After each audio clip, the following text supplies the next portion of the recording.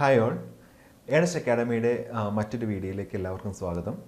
So lineman PWD അതിൻ്റെ exam schedule വന്നത് നിങ്ങളെല്ലാവരും അറിഞ്ഞിട്ടുണ്ടായിരിക്കും അല്ലേ? സോ നവംബർ 19th നമ്മുടെ എക്സാം കറൻ്റ്ലി ഷെഡ്യൂൾ ചെയ്തിരിക്കുന്നത്. Category number 32/2025 lineman PWD electrical wing. ഇതാണ് എക്സാം ഡീറ്റെയിൽസ്. സോ ഈ ഒരു സെഷൻ കൊണ്ട് നമ്മൾ ഉദ്ദേശിക്കുന്നത് ലാസ്റ്റ് മിനിറ്റിൽ നമുക്ക് എന്തൊക്കെ ചെയ്യാൻ സാധിക്കും എന്നുള്ള കാര്യമാണ്. ഇതിപ്പോൾ നമുക്ക് സെപ്റ്റംബറായി, October, November, almost 2 months, around 2 months ആണ് നമ്മുടെ കയ്യിൽ ഉള്ളത്. സോ ഈ ഒരു 2 months കൊണ്ട് നമുക്ക് ലാസ്റ്റായിട്ട് എങ്ങനെ പ്രിപ്പയർ ചെയ്യാം, എന്തൊക്കെ പ്രിപ്പയർ ചെയ്യാം എന്നുള്ളൊരു നിങ്ങൾക്കൊരു ഓവർവ്യൂ തരാൻ വേണ്ടിയാണ് ഈ ഒരു സെഷൻ കൊണ്ട് ഉദ്ദേശിക്കുന്നത്. സോ ഈ ഒരു സെഷനിൽ നമുക്ക് ഫസ്റ്റ് ഓഫ് ഓൾ നോട്ടിഫിക്കേഷനെ പറ്റി പറയുന്നുണ്ട്, ദെൻ സിലബസിൻ്റെ ചെറിയൊരു overview, then few references and methods. ഇത്രയും കാര്യങ്ങളാണ് നമ്മൾ ഈ ഒരു സെഷൻ കൊണ്ട് ഉദ്ദേശിക്കുന്നത്.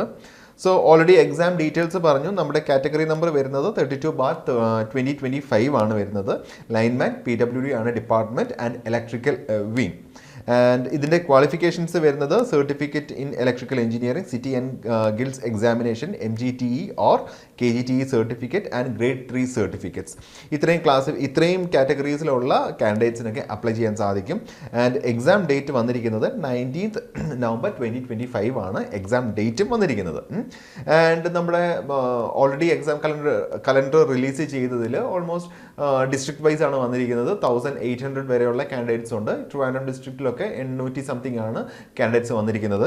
വേക്കൻസീസിനെ പറ്റി പറയുകയാണെന്നുണ്ടെങ്കിൽ ഈ ഒരു കാറ്റഗറി 32/2025 എന്ന് പറയുന്ന കാറ്റഗറിയിൽ ആൻറ്റിസിപ്പേറ്റഡ് വേക്കൻസീസ് ആണ് ലിസ്റ്റ് ചെയ്തിരിക്കുന്നത്. ആ ഒരു ആൻറ്റിസിപ്പേറ്റഡ് വേക്കൻസി അത്യാവശ്യം ഇൻടേക്ക് നമുക്ക് എക്സ്പെക്ട് ചെയ്യാം. ആൻഡ് നമ്പർ ഓഫ് കാൻഡിഡേറ്റ്സ് എന്ന് പറയുന്നത് ചില ഡിസ്ട്രിക്ട്സിൽ അറൗണ്ട് 1800 വരെയും, തിരുവനന്തപുരം പോലുള്ള ഡിസ്ട്രിക്ട്സിൽ 1000-ൽ താഴെയുമാണ് നമ്പർ ഓഫ് കാൻഡിഡേറ്റ്സ് വന്നിരിക്കുന്നത്. സോ ഇതാണ് എക്സാമിൻ്റെ ഒരു ഓവർവ്യൂ എന്ന് പറയുന്നത്. And when we are moving to നമ്മുടെ സിലബസിനെ പറ്റി പറയുകയാണെങ്കിൽ ബേസിക് ആയിട്ടുള്ള കുറച്ച് കാര്യങ്ങൾ 10 മോഡ്യൂൾസ് ആണ് നിലവിൽ സിലബസിൽ ഉൾപ്പെടുത്തിയിരിക്കുന്നത്. അതിൽ ബേസിക് ആയിട്ടുള്ള കണ്ടന്റുകൾ മാത്രമേ വരുന്നുള്ളൂ. ഇൻ ഡെപ്തിൽ കൂടുതലൊന്നും പോകുന്നില്ല. ഞാൻ ഏതൊക്കെയാണ് എന്ന ടോപ്പിക്ക് പറയാം. ഫസ്റ്റ് മോഡ്യൂൾ എന്ന് പറയുന്നത് ബേസിക് ഇലക്ട്രിസിറ്റിയാണ്. നമ്മുടെ എന്താണ് കറണ്ട്, വോൾട്ടേജ്, പവർ, എനർജി എന്ന് പറയുന്ന ബേസിക് ആയിട്ട് ഇലക്ട്രിക്കൽ എഞ്ചിനീയറിംഗ് അല്ലെങ്കിൽ ഇലക്ട്രിസിറ്റിയുടെ ബേസിക് കണ്ടന്റുകളൊക്കെയാണ് വരുന്നത്. അപ്പോൾ അതിനെപ്പറ്റി ഓരോ പാരാമീറ്റേഴ്സും എന്താണ്, ഓരോന്നിൻ്റെയും യൂണിറ്റുകൾ എന്താണ്, അതിൻ്റെ സിമ്പിൾ ആയിട്ടുള്ള മാത്തമാറ്റിക്കൽ ഇക്വേഷൻസ് ഒക്കെ, അങ്ങനെയുള്ള ചെറിയ കാര്യങ്ങളാണ് വരുന്നതെങ്കിൽ പോലും ന്യൂമറിക്കലായിട്ട് നിങ്ങൾ ഡിസ്ക്രിപ്റ്റീവ് ആയിട്ടുള്ള കേസസ് നിങ്ങൾ പഠിക്കണം. ന്യൂമറിക്കൽസ് എക്സ്പെക്ട് ചെയ്യാം, ചെറിയ പ്രോബ്ലംസ് ഒക്കെ നമുക്ക് എക്സ്പെക്ട് ചെയ്യാം. സോ സിമ്പിൾ യൂണിറ്റുകളും അതിൻ്റെ ന്യൂമറിക്കൽസും അതിൻ്റെ ഡെഫിനിഷനും കാര്യങ്ങളൊക്കെ നിങ്ങൾ പഠിച്ചു വെക്കണം ഈ പറയുന്ന ബേസിക് ഇലക്ട്രിസിറ്റിയിൽ നിന്ന്. ആൻഡ് ഓംസ് ലോ എന്ന് പറയുന്നതാണ് നെക്സ്റ്റ് മോഡൽ വന്നിരിക്കുന്നത്. അപ്പോൾ ഓംസ് ലോ എന്താണെന്ന് നിങ്ങൾക്ക് അറിയാമല്ലോ. അപ്പോൾ ഓംസ് ലോ എന്ന് പറയുന്നതിൻ്റെ ഡെഫിനിഷൻ, അതിൻ്റെ ഇക്വേഷൻ, ദെൻ അതിൻ്റെ പ്രോപ്പർട്ടി, റെസിസ്റ്റിവിറ്റി പോലെയുള്ള കുറച്ച് പ്രോപ്പർട്ടീസും മെറ്റീരിയൽ ക്യാരക്ടറിസ്റ്റിക്സും, ഓരോ മെറ്റീരിയൽസ്, ദാറ്റ് മീൻസ് സെമി കണ്ടക്ടറിൽ എങ്ങനെയാണ്, കണ്ടക്ടേഴ്സിൽ എങ്ങനെയാണ്, ഇൻസുലേറ്റേഴ്സിൽ എങ്ങനെയാണ്, അതിൻ്റെ ബിഹേവിയേഴ്സ്, അതിൻ്റെ സിമ്പിൾ ആയിട്ടുള്ള കാര്യങ്ങൾ, അതിൻ്റെ സിമ്പിൾ ആയിട്ടുള്ള ക്ലാസിഫിക്കേഷൻസ്, മെറ്റീരിയൽ ക്ലാസിഫിക്കേഷൻസും കാര്യങ്ങളൊക്കെ നമ്മൾ അതിന് പഠിക്കേണ്ട കാര്യമുണ്ട്. സോ ഇതിലും ന്യൂമറിക്കൽസ് നമുക്ക് എക്സ്പെക്ട് ചെയ്യാൻ പറ്റുന്ന ഒരു ടോപ്പിക്കാണ് ഈ പറയുന്ന ഓംസ് ലോ എന്ന് ടൈറ്റിൽ ഇട്ടിരിക്കുന്ന നമ്മുടെ ഫസ്റ്റ് മോഡ്യൂൾ, സെക്കൻഡ് മോഡ്യൂൾ എന്ന് പറയുന്നത്. ആൻഡ് നെക്സ്റ്റ് വന്നിരിക്കുന്നത് മാഗ്നറ്റിസം ആണ് വന്നിരിക്കുന്നത്. ഇതിൽ മാഗ്നറ്റിക് മെറ്റീരിയലിനെ പറ്റി പഠിക്കണം, മാഗ്നറ്റിക് പ്രോപ്പർട്ടീസിനെ പറ്റി പഠിക്കണം, ഡെൻസിറ്റി, ഇൻറ്റൻസിറ്റി പോലെയുള്ള കാര്യങ്ങൾ, ബേസിക് ആയിട്ടുള്ള, എഗെയിൻ ഇൻ ഡെപ്തിൽ പോകേണ്ട കാര്യമില്ല. നമ്മളൊരു ഡിപ്ലോമ ലെവലിലോ അല്ലെങ്കിൽ UG ലെവലിലോ ഒന്നും പോകേണ്ട കാര്യം വരുന്നില്ല. ബേസിക് ആയിട്ടുള്ള കുറച്ച് കാര്യങ്ങൾ മാത്രമാണ് നിങ്ങൾക്ക് വരേണ്ടത്. So magnetic properties, magnetic classification, different types of magnetic materials എന്താണ്, അതിൻ്റെ ഓരോ പാരാമീറ്റേഴ്സ്, ഓരോ മെറ്റീരിയലിൻ്റെയും സ്പെസിഫിക്കേഷൻ എന്താണെന്നുള്ള കാര്യങ്ങളൊക്കെ നമ്മൾ ഇതിൽ ഉൾപ്പെടുത്തേണ്ട കാര്യം വരുന്നുണ്ട്. സോ അതാണ് മാഗ്നറ്റിസം എന്ന് പറയുന്ന മോഡ്യൂൾ 3 വന്നിരിക്കുന്നത്. ആൻഡ് മോഡ്യൂൾ 4 വന്നിരിക്കുന്നത് ഓൾട്ടർനേറ്റിംഗ് കറണ്ട് ആൻഡ് എർത്തിങ് എന്ന് പറയുന്ന ഒരു ഇമ്പോർട്ടൻ്റ് ആയിട്ടുള്ള ഒരു ടോപ്പിക്കാണ്. ഓൾട്ടർനേറ്റിംഗ് കറണ്ട് ആൻഡ് എർത്തിങ് എന്ന് പറയുന്നത്. കാരണം എർത്തിങ് എന്ന് പറയുന്ന വളരെ ക്രൂഷ്യൽ ആയിട്ടുള്ള ടോപ്പിക്കാണ് നമ്മുടെ കേരള PSCയുടെ എക്സാമിനെ പറ്റി നോക്കുകയാണെന്നുണ്ടെങ്കിൽ. കാരണം എല്ലാ ലെവൽ ഓഫ് എക്സാമിലും വളരെ ഡെപ്തിലും വളരെ ഇമ്പോർട്ടൻറ്റുമായിട്ട് ചോദിക്കുന്ന ഒരു ടോപ്പിക്കാണ് ഈ പറയുന്ന എർത്തിങ് എന്ന് പറയുന്ന ഈ ഒരു ടോപ്പിക് എന്ന് പറയുന്നത്. So generating station, substation, domestic condition, ഓരോ കണ്ടീഷനിലും എർത്തിങ് എങ്ങനെയാണ് വരുന്നത്, അതിൻ്റെ റെസിസ്റ്റൻസ് എന്താണ് വരുന്നത്, അതിൻ്റെ മെറ്റീരിയൽസ് എങ്ങനെയാണ് വരുന്നത്, അതെങ്ങനെയാണ് ഇംപ്ലിമെൻറ്റ് ചെയ്യുന്നത് എന്നുള്ള കേസസ് എല്ലാം നമ്മൾ ഇവിടെ പഠിക്കേണ്ട കാര്യം വരുന്നുണ്ട്. സോ എർത്തിങ് എന്ന് പറയുന്നത് വളരെ ഇമ്പോർട്ടൻ്റ് ആണ്. ആൻഡ് ഓൾട്ടർനേറ്റീവ് കറണ്ട് അറിയാമല്ലോ, എങ്ങനെയാണ് ഒരു ഓൾട്ടർനേറ്റീവ് കറണ്ട് എങ്ങനെയാണ് ജനറേറ്റ് ചെയ്യുന്നത്, അതിൻ്റെ എന്താണ് ആംപ്ലിറ്റ്യൂഡ്, എന്താണ് പീക്ക് ടു പീക്ക്, എന്താണ് അതിൻ്റെ ഫ്രീക്വൻസീസ്, ടൈം പീരീഡ് എന്താണ്, ഫ്രീക്വൻസി എന്താണ്, അങ്ങനത്തെ കുറച്ച് കാര്യങ്ങളാണ് ഓൾട്ടർനേറ്റിംഗ് കറണ്ടിൽ പഠിക്കാനുള്ളത്. RMS വാല്യൂ എന്താണ് എന്നുള്ള കാര്യങ്ങളൊക്കെ. സോ ഫസ്റ്റ് ഓഫ് ഓൾ എങ്ങനെയാണ് AC ജനറേറ്റ് ചെയ്യുന്നത്, ആ AC ജനറേറ്റ് ചെയ്യുമ്പം ഉള്ള അതിൻ്റെ പാരാമീറ്റേഴ്സും കൂടെ നിങ്ങൾ പഠിച്ചു വെക്കേണ്ട കാര്യമുണ്ട്. എഗെയിൻ അവിടെയും നമ്മൾക്ക് ന്യൂമറിക്കൽസ് എക്സ്പെക്ട് ചെയ്യാം. എർത്തിക്കിൽ നിന്ന് കംപ്ലീറ്റ്ലി തിയറിറ്റിക്കൽ ആയിട്ടുള്ള ചോദ്യങ്ങളായിരിക്കും ഉണ്ടാവുക. ഓൾട്ടർനേറ്റിംഗ് കറണ്ടിൽ നമുക്ക് ഒരു ന്യൂമറിക്കൽസ് എക്സ്പെക്ട് ചെയ്യാൻ പറ്റുന്നതാണ്. സോ വളരെ ഇമ്പോർട്ടൻ്റ് ആയുള്ള ടോപ്പിക്കാണ് ഈ പറയുന്ന എർത്തിങ് എന്ന് പറയുന്ന, എപ്പോഴും ചോദിച്ചുകൊണ്ടിരിക്കുന്നതാണ്. ദെൻ മോഡ്യൂൾ 5 വരുന്നത് DC മെഷീൻസ് ആണ്. DC മോട്ടേഴ്സ് വരുന്നുണ്ട്, DC ജനറേറ്റേഴ്സും വരുന്നുണ്ട്. അതിൻ്റെ കൺസ്ട്രക്ഷൻ, അതിൻ്റെ വർക്കിംഗ് പ്രിൻസിപ്പിൾ, അതിൻ്റെ സിമ്പിൾ ആയിട്ടുള്ള ചെറിയ എഫിഷ്യൻസി പോലെയുള്ള, പവർ പോലെയുള്ള കുറച്ച് കാര്യങ്ങളൊക്കെയാണ് നമുക്കതിനകത്ത് വരുന്നത്. സോ DC മെഷീൻസ് എന്ന് പറയുന്ന ടോപ്പിക്ക് വരുന്നുണ്ട്. 10 മോഡ്യൂൾസ് ആയതുകൊണ്ട് തന്നെ എല്ലാത്തിനും ഈക്വൽ ഡിവിഷൻ ആയിരിക്കും ഉണ്ടാവുക. സോ 10 മാർക്സ് ആയിരിക്കും എല്ലാത്തിനും ഉണ്ടാവുന്നത്. സോ DC മെഷീൻ എന്ന് പറയുന്നത് ഈ പറയുന്ന DC മോട്ടറിനെ പറ്റി പഠിക്കണം. അതിൻ്റെ ക്ലാസിഫിക്കേഷൻ ഇമ്പോർട്ടൻ്റ് ആണ്. DC മെഷീൻസ്, DC മോട്ടറിൻ്റെയും ജനറേറ്ററിൻ്റെയും ക്ലാസിഫിക്കേഷൻസും കൂടെ നമ്മൾ നോക്കി വെക്കേണ്ട കാര്യം വരുന്നുണ്ട്. എന്തൊക്കെയാണ് നമ്മൾ ഓൾറെഡി പഠിച്ചവർക്ക് അറിയാമായിരിക്കുമല്ലോ. DC മെഷീൻ്റെ ക്ലാസിഫിക്കേഷൻസ് എന്തൊക്കെയാണ് വരുന്നത് അറിയാമായിരിക്കുമല്ലോ. സോ ആ എല്ലാ മെഷീൻസിൻ്റെയും സിമ്പിൾ ആപ്ലിക്കേഷനാണ്. DC ആണെങ്കിൽ DC, ഷണ്ട് ആണെങ്കിൽ എവിടെയാണ് വരുന്നത്, സീരീസ് ആണെങ്കിൽ എവിടെയാണ് വരുന്നത്, ക്യുമുലേറ്റീവ് ആണെങ്കിൽ എവിടെയാണ് വരുന്നത്, ഡിഫറൻഷ്യൽ ആണെങ്കിൽ എവിടെയാണ് വരുന്നത് എന്നൊക്കെ പറയുന്ന ആപ്ലിക്കേഷൻസ് നിങ്ങൾ ഓൾറെഡി കവർ ചെയ്തിട്ടുണ്ടായിരിക്കുമല്ലോ. അപ്പോൾ ഓരോ മെഷീൻസിൻ്റെയും DC സീരീസ് ആണെങ്കിലും ശരി, DC മോട്ടർ ആണെങ്കിലും ശരി, ജനറേറ്റർ ആണെങ്കിലും ശരി, മോട്ടർ ആണെങ്കിലും ശരി, ഓരോ മെഷീൻസിൻ്റെയും ആപ്ലിക്കേഷൻ ഫീൽഡ് എന്ന് പറയുന്നത് വളരെ ഇമ്പോർട്ടൻ്റ് ആണ്. അത് കൃത്യമായിട്ട് നിങ്ങൾ ഇതിൽ നോട്ട് ചെയ്ത് വെക്കണം. ആൻഡ് മോഡ്യൂൾ 6 എന്ന് പറയുന്നത് AC motors and single and 3 phase machines. And next വരുന്നത് AC മോട്ടോഴ്സ് ആണ് വരുന്നത്. ഇതിനകത്ത് സിങ്ക്രണസ് മെഷീൻസ് വരും ആൻഡ് അസിങ്ക്രണസ് മെഷീൻസ് വരും. ആൻഡ് സിങ്ക്രണസും വരും, ഇൻഡക്ഷൻ മെഷീൻസുമാണ് ഇതിനകത്ത് പ്രധാനമായിട്ട് വരുന്നത്. അതിൽ തന്നെ സിംഗിൾ ഫേസ് ഇൻഡക്ഷൻ മെഷീനിൽ നിന്ന് ഒരു ചോദ്യം ഉറപ്പായിട്ട് വരാം. ഒന്ന് ക്ലാസിഫിക്കേഷൻ ആകാം, അല്ലെങ്കിൽ അത് സ്റ്റാർട്ടിംഗ് മെത്തേഡ്സ് ആകാം. അത് ഡെഫിനറ്റ്ലി ഇതിൽ നിന്നായിരിക്കും സിംഗിൾ ഫേസ് ഇൻഡക്ഷൻ മെഷീനിൽ നിന്ന് ചോദ്യം ഉണ്ടാവുക. ദെൻ സിമ്പിളായിട്ട് സിങ്ക്രണസ് മെഷീനിൽ നിന്നുള്ള അതിൻ്റെ എഗെയിൻ കൺസ്ട്രക്ഷൻ, ഈ രണ്ടിലും 3 ഫേസ് ആണെങ്കിലും ശരി, ഓൾട്ടർനേറ്റർ ആണെങ്കിലും ശരി, അതിൻ്റെ കൺസ്ട്രക്ഷൻ, അതിൻ്റെ simple mathematical conditions, efficiency, working principle പോലെയുള്ള കാര്യങ്ങളൊക്കെ നമുക്ക് ചോദിക്കാം. ഇത് ഒരു വലിയ ടോപ്പിക് ആയതുകൊണ്ട് തന്നെ 10 മാർക്ക് ആണെങ്കിൽ പോലും ഇൻ ഡെപ്തിൽ ചോദിക്കാൻ സാധ്യത വളരെ കുറവാണ്. ബട്ട് നിങ്ങൾ പഠിച്ചു വെക്കണം. സിങ്ക്രണസ് മെഷീനും ഇൻഡക്ഷൻ മെഷീൻ്റെയും 3 ഫേസിൻ്റെയും സിംഗിൾ ഫേസിൻ്റെയും ക്ലാസിഫിക്കേഷൻസും, അതിൻ്റെ എന്തുകൊണ്ടാണ് ക്ലാസിഫൈ ചെയ്യുന്നത്, എന്താണ് അതിൻ്റെ പെക്യുലാരിറ്റി, അതിൻ്റെ സിമ്പിൾ മാത്തമാറ്റിക്സ് കാര്യങ്ങളും, കൺസ്ട്രക്ഷൻ ഡീറ്റെയിൽസ്, ബൈൻഡിങ്ങിൻ്റെയൊക്കെ കുറച്ച് കാര്യങ്ങളൊക്കെ നിങ്ങൾക്ക് അറിയാമല്ലോ. അതൊക്കെ നമ്മൾ പഠിച്ചു വെക്കേണ്ട കാര്യം വരുന്നുണ്ട്. നെക്സ്റ്റ് വരുന്നതാണ് മോഡ്യൂൾ 7 ഇൻസ്ട്രുമെൻറ്റ്സ് ആൻഡ് ട്രാൻസ്ഫോമേഴ്സ് എന്ന് പറയുന്ന ഒരു ടോപ്പിക്ക്. ഇൻസ്ട്രുമെൻറ്റ് ട്രാൻസ്ഫോമേഴ്സുമാണ് നമുക്ക് ഈ ഒരു ടോപ്പിക്കിൽ വരുന്ന. ട്രാൻസ്ഫോമേഴ്സ് അറിയാം എന്തൊക്കെയാണ്. സിംഗിൾ ഫേസ് ട്രാൻസ്ഫോമറും വരുന്നുണ്ട്, 3 ഫേസ് ട്രാൻസ്ഫോമറും വരുന്നുണ്ട്. ട്രാൻസ്ഫോമറിൻ്റെ കൺസ്ട്രക്ഷൻ, അതിൻ്റെ എഫിഷ്യൻസി, അതിൻ്റെ ടെസ്റ്റിംഗ്, OC SC പോലെയുള്ള കുറച്ച് ചെറിയ കാര്യങ്ങളൊക്കെയാണ് വരുന്നത്. ഇതും ന്യൂമറിക്കൽസ്, ഈ ഒരു മെഷീൻസിൻ്റെ 3 മോഡ്യൂൾസ്, മോഡ്യൂൾ 5, 6, 7, ഇതിൽ നിന്ന് എല്ലാം നമുക്ക് ന്യൂമറിക്കൽസ് എക്സ്പെക്റ്റ് ചെയ്യേണ്ടതാണ്. സോ ദെൻ ഇൻസ്ട്രുമെൻറ്റ്സ് എന്ന് പറയുന്ന ഒരു ടോപ്പിക്കും കൂടി വരുന്നുണ്ട്. അതിനകത്ത് ഇൻസ്ട്രുമെൻറ്റ് ട്രാൻസ്ഫോമേഴ്സ്, അതിൻ്റെ പെക്യുലാരിറ്റീസ്, എവിടെയാണ് അത് യൂസ് ചെയ്യുന്നത്. ദെൻ ഓട്ടോ ട്രാൻസ്ഫോമേഴ്സ് എന്ന് പറയുന്ന ഒരു ടോപ്പിക്കും, അതിൽ നിന്നും നമുക്ക് ഈ ഒരു ടോപ്പിക്കിൽ ക്വസ്റ്റ്യൻസ് എക്സ്പെക്റ്റ് ചെയ്യാൻ പറ്റുന്നതാണ്.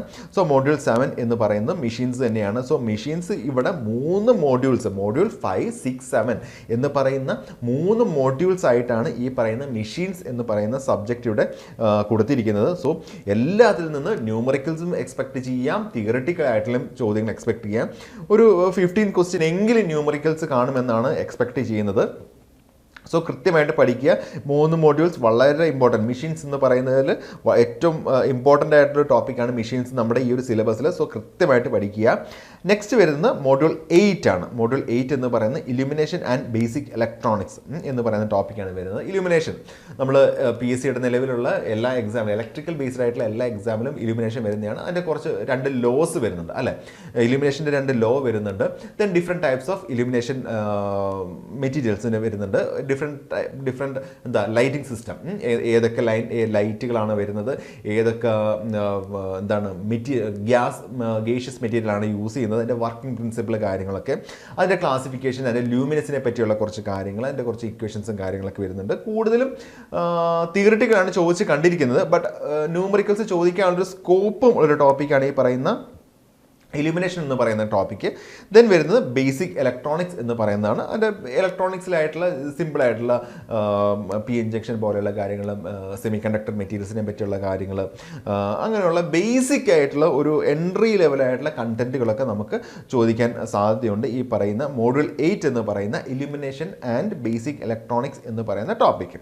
നെക്സ്റ്റ് വരുന്ന പവർ ജനറേഷനാണ്. ആകെ പവർ സിസ്റ്റത്തിൽ നിന്ന് 2 മോഡ്യൂൾസാണ് നമുക്ക് ഉൾപ്പെടുത്തിയിരിക്കുന്നത്.